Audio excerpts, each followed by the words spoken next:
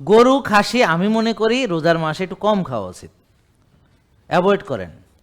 আর যদি খানো ওই যে ঝোল ঝোল তরকারি, মানে ওই ভাজি টাজি না, অন্য কিছু না, জাস্ট ওইটার সাথে একটু সবজি দিয়ে খায়েন আর কি।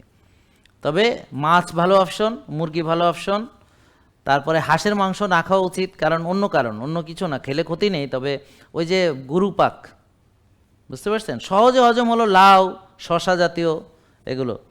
আর ফলের ভিতরে যারা মেনটেনিংয়ে আছে পেয়ারা, তবে দেশিটা খুঁজেন, কাজি কুজি খুঁজেন না আর কি, দেশিটা খুঁজেন। তারপরে বড়ই, আমরা, জাম্বুরা, মানে যেটা যখন পাওয়া যায় আর কি, জাম্বুরা আমি অবশ্য কদবেল, তারপরে বেলের শরবত চমৎকার একটা জিনিস যারা মেনটেনিংয়ে আছেন তাদের জন্যে।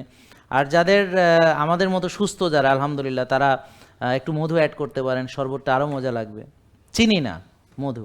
আর যদি কারো একটু মানে যারা মেনটেনিংয়ে আছে সুস্থ একদম ভালো, তো কোকোনাট সুগার একটা অপশন, কোকোনাট সুগার।